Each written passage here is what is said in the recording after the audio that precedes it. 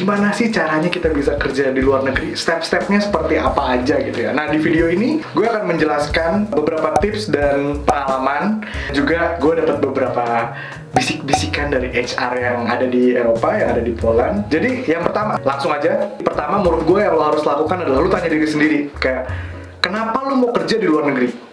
Kenapa lo mau kuliah di luar negeri? Karena kalau misalnya gue, di pengalaman gue ya, ketika gue sekarang lagi kuliah di luar negeri dan kerja di luar negeri gitu ya, gue kehilangan golden moment dengan keluarga, dengan adik gue. Selama tahun 2021, ini agak personal sih, gue kehilangan 3 opa kesayangan gue. Banyak ada beberapa resiko yang kalian harus pikirin itu dulu ya, terutama kalau buat kita sebagai orang Indonesia pasti lebih ke keluarga gitu ya. Jadi kalian tanya sama diri sendiri, kira-kira kalian skema pulangnya seperti apa? Apakah setiap 3 bulan sekali gitu, atau misalnya setiap 6 bulan sekali, atau emang kalian pulang tuh setiap 2 tahun, 3 tahun sekali? Itu kalian harus bisa pikirin baik-baik lah gitu sebelumnya gitu ya. Nah, setelah itu kalian harus riset offline dan online ya, sorry. Jadi harus conduct research. Misalnya kalian mau di engineering, atau mau di customer service, atau misalnya mau di management consulting misalnya gitu, atau di marketing gitu. Itu kan banyak banget ya. Nah, biasanya kalian sesuaikan dulu nih, kayak kalian expertise-nya di mana gitu. Nah, maksud gue research offline itu seperti apa? Kalian pasti punya temen dong, temen SD, SMP, SMA, kuliah, pasti punya teman-teman kerja gitu kan. Nah, dimanfaatkan networking-nya gitu teman-temannya. Saling sharing lah gitu. Misalnya lu punya teman yang di UK, atau lu punya teman yang di Portugal or something, name it gitu ya. Lu tanya kehidupan di sana berapa, biasanya biaya hidup tuh di sana berapa sih harganya, terus kayak buat rumah berapa, buat roti, buat makan, kira-kira cost-nya berapa gitu. Nah, let's say cost-nya 3.000 euro, let's say ya 3.000 euro.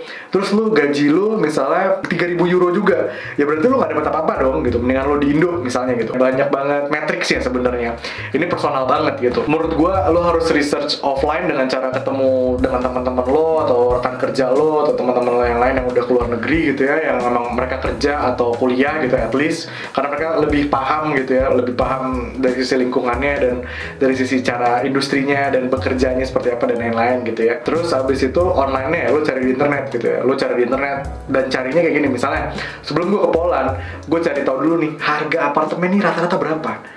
Oh, ternyata harga apartemen rata-rata 2.500, 3.000 satu apartemen. Berarti kalau gue sharing flat berapa? Oh, berarti 1.500 ya kan. 1.500 zloty dikali 4.000 rupiah ya kan. Berarti berapa? Oh, 6 juta gitu kan. Oh, berarti gue butuh 6 juta buat apartemen. Terus habis itu sisanya baru buat hidup gitu. Nah, jadi lo udah harus bisa riset offline dan online dulu gitu. Jangan cuma, oh iya gue mau ke UK karena UK itu keren, jadi gue mau terbang aja gitu. Kecuali emang lo dari keluarga yang memang sangat mampu ya, gue gak ada masalah. Ini kan gue ngomong tentang gimana kita usaha sebagai diri sendiri gitu ya gengs ya. Terus habis itu satu lagi, niat, mental, dan komitmen. Lo gak bisa kayak cuma lo punya duit terus habis itu lo kayak oke, gue mau kerja di EY, oh gue mau kerja di McKinsey, oh gue mau kerja di Google, terus habis itu lo terbang ke Jerman, terus habis itu lo apply kerja di sana gitu. Nggak segampang itu Ferguson. Ketika gue mulai cari kerja di sini gitu ya, itu juga strugglingnya gila. Kayak gue on board ke part time job gue, on boardnya tuh 4-6 bulan. Jadi gue tuh di wawancara tuh Juni baru masuk tuh gue Oktober. Nah, lu bayangin dari Juni sampai Oktober, lu kalau misalnya nggak ada penghasilan sama sekali, lu gimana hidupnya? Yang namanya cari bekerja tuh kayak cari pasangan, harus match gitu kan, harus membutuhi satu sama lain gitu. Nah, misalnya gue di sini, gue di salah satu kedutaan ya, bukan kedutaan Indonesia tapi salah satu kedutaan lah ya, itu open recruitment. Terus kayak gue liat ini match semua di gue gitu ya, gue apply, interview, pas di interview, oh gue nggak lolos di Polish, bahasa Polandianya nggak bisa, jadi consider juga bahasa ya. Nah, kalau misalnya bahasa Inggris tuh jadi fundamental sekali, itu penting banget. Nah, kalau lebih bagus lagi kalau lu bisa belajar bahasa setempat, bakal sangat membantu banget gitu. Kayak teman gue ada yang mau keterima di Google karena dia bisa bahasa Polish dan lain-lain. Balik lagi ke negaranya masing-masing. Jadi misalnya lu apply ke Iceland ya, lu kalau misalnya bisa bahasa Icelandic tuh bakal membantu sekali gitu ya. Yang selanjutnya adalah LinkedIn. Ya emang gue harus akuin susah cari kerja cuy, tapi maksud gue ketika lu ada kemauan, pasti akan lu dapet gitu. Lu pasti akan dapet apa yang lu mau. Gue yakin banget sama itu. Sekarang lu bisa nonton ini berarti lu punya internet, iya kan? Bersyukur. Berarti gue asumsi lu punya atap, bisa punya uang buat makan, punya uang buat minum gitu ya. Sekarang gimana caranya lu memanfaatkan itu semua gitu? Misal di LinkedIn gitu ya. Gue setiap hari gue cari, waktu gue lagi nyari part time, setiap hari gue cari tuh di LinkedIn kayak part time job. Dan ini menariknya lagi, gue kerja pakai bahasa Indonesia di sini. Itu yang jadi agak plus point ya, dan itu jarang banget. Dan gue yakin banyak banget orang Indonesia yang mau kerjaan gue ini gitu ya. Lu bayangin, gue tinggal di Eropa, kerja pakai bahasa Indonesia itu jarang banget, dan ternyata banyak. Kenapa? Karena market Indonesia tuh besar gitu. Cuman ya nggak sebanyak kalau misalnya bisa bahasa Polish mungkin ya gitu. Suka banyak yang ngomong gini, iya kak, tapi aku nggak punya pengalaman. Ya udah, lu cari intern kalau gitu. Lu cari dulu intern di Indo, lu intern di Unilever kayak, intern di Fujifilm kayak, intern di mana aja dulu, ya kan, belajar. Iya kak, aku udah intern, cuman aku nggak dapat lagi kak. Nah, nih ya gue kasih tau tipsnya. Lu buka LinkedIn, lu buka pekerjaan yang lu mau ambil. Misalnya lu mau apa, software tester gitu ya. Nah, untuk jadi software tester itu lu harus bisa Java. Ya udah, lu cari course-nya Java gitu. Kan di situ ada requirement-nya. Lu tik mana requirement yang lu udah cocok, mana yang belum. Yang belum itu lu isi. Lu isi dengan apa? Ya lu ikut course, lu belajar di sini, belajar di situ. To be honest, gue bingung. Kayak lu bayangin ya, di Stanford itu banyak banget lecture tentang biologi, tentang machine learning, tentang apa, dan itu gratis. Tapi nggak ada yang nonton cuy, yang nonton cuma 33.000, 20.000. Sementara yang nonton kayak, iya review rumah 1 triliun, itu banyak banget yang nonton gitu. Yang menurut gue ya dengan segala hormat, lu bisa dapat manfaat lebih dari mana? Oke, ini kita lanjut ya. Iya kak, aku udah intern, aku udah course gitu ya. Cuman aku masih nggak dapet kak. Nah itu berarti kurangnya di mana? Salah satunya networking. Lu cari di Eventbrite atau di mana gitu ya. Kayak gue beberapa kali ke Eventbrite terus nemu event-event keren. Dan di situ ya, lu bayangin ya, lu semua stranger dalam satu event dan lu semua awkward. Lu awkward gak? Awkward. Gua awkward gak? Awkward. Caranya gimana? Break the ice gitu. Mbak, dari mana mbak? Gitu. Dari company mana? Dan kerjain apa aja? Kliennya siapa aja? Itu masih oke. Jadi lu awkward, lawan lu juga awkward. Jadi kayak ya lu berdua awkward gitu. Kalau misalnya lu duduk samping-sampingan terus kayak gitu. Yang nggak sampai botak sariawan juga nggak bakal ngomong cuy. Nah karena kita nggak tahu kesempatan networking itu bisa buat apa gitu. Kita bisa saling bantu dan saling kolaborasi. Ya di era sekarang, apa sih arti hidup tanpa kolaborasi gitu kan? Semuanya kita butuh kolaborasi gitu.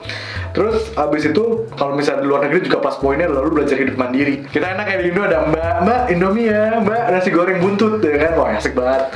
Cuman kalau di sini ya lo cuci piring, lo nyuci sendiri segala macam. Jadi plus poin di situ. Sama menurut gue lo harus bangun personal branding juga. Lo mau dikenal sebagai apa gitu. Kayak lo mau dikenal sebagai seniman, atau lo mau dikenal sebagai orang yang serius atau orang yang lucu. Karena Instagram, LinkedIn, Facebook, segala macam sosial media itu ngaruh untuk ke personal branding lo. Balik lagi tuh, sum up, lo harus riset, itu paling penting. Terus habis itu niat mental, komitmen, terus belajar bahasa. Habis itu LinkedIn, dan ada banyak banget website, nggak cuma LinkedIn ya. Gue nggak batas itu, cuman LinkedIn pun sebenarnya lo harus bikin profile yang bagus, kayak fotonya nggak background merah pas foto atau backgroundnya biru pas foto gitu ya. Ya sebenarnya nggak apa-apa, cuman lu carilah temen yang sekarang HP sekarang udah portrait mode gitu ya. Lu pakai baju rapi terus kayak lu jepret gitu, selesai. Kan gitu. Terus kayak lu gathering, lu ikut gathering, lu ikut networking, intern, apa mulai magang segala macem ya, mulai dari bawah tuh nggak ada masalah. Nggak ada orang yang mulai langsung dari atas gitu kan. Building portfolio, terus lu nanti juga belajar hidup mandiri kalau lu tinggal di sini, terus mikirin keluarga juga, sama ya lu bikin personal branding di mana yang menurut lo itu ngejual lo lah gitu. Kayak gue misalnya, to be honest, beberapa klien gue itu approach lewat DM Instagram, dan beberapa lewat Twitter, karena kayak ada yang ngasih pertanyaan gini, Kak Faiz boleh tau nggak Kak Faiz itu kerjanya di mana sih, mungkin kita bisa collab, soalnya aku bingung kok Kak Faiz di follow sama Pak SBY di Twitter. Lah gara-gara mungkin di follow Pak SBY jadi apa namanya, jadi ada kayak gitu juga gitu. Nah itu Pak SBY juga waktu itu aku ketemu beliau waktu itu lagi networking tentang sosial media ketika beliau launching Facebook gitu. Nah di situ di event Pak SBY itu ketemu banyak banget orang hebat kayak Mas Niwan Witama dari Kemlu, terus habis itu ketemu Pak Rudi dulu CEO-nya Google. Banyak banget ketemu orang-orang hebat, dan di situ kita ketika collab itu bakal gitu luar biasa sekali gitu guys. Jadi manfaatin gathering, manfaatin networking, personal branding, insya Allah gue harap kita bisa menuju Indonesia Emas 2045. Oke, ini agak politik. Enggak, ini nggak ada kaitan dengan politik ya. Cuman intinya adalah kita nation yang besar, dan gue berharap kita bisa saling kolaborasi untuk Indonesia yang lebih baik. Paling itu aja teman-teman. Kalau ada pertanyaan, boleh banget. Gue bakal seneng kalau misalnya bisa bantu karir kalian in a way, bisa bikin Indonesia lebih maju lagi gitu ya. Jadi feel free to comment. Tapi gue juga masih belajar. Gue banyak banget hal yang gue nggak tahu. Jadi feel free komen di bawah. Boleh subscribe, boleh di share banget kalau misalnya menurut kalian ini bermanfaat. Dan sampai ketemu di video selanjutnya.